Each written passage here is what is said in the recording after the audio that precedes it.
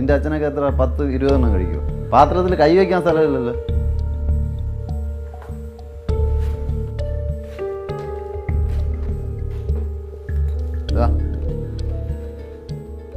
ഈ ബെഡ്ഷീറ്റ് മാറ്റി വിരിക്കാൻ പറഞ്ഞിട്ടല്ലേ പോയത്? ആ ഞാൻ വരുന്നു. ചെയ്യേണ്ടതൊന്നും ചെയ്യണ്ട.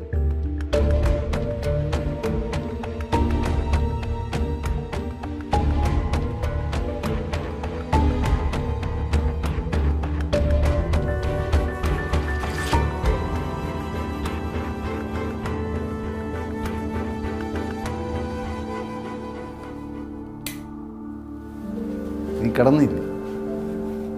എനിക്ക് കുറച്ച് കാര്യങ്ങൾ പറയണം. രാവിലെ പറയാം. പറ്റൂല, എനിക്കിപ്പോൾ സംസാരിക്കണം. പറ. അനിയൻ വിളിച്ചിട്ടുണ്ടായിരുന്നു.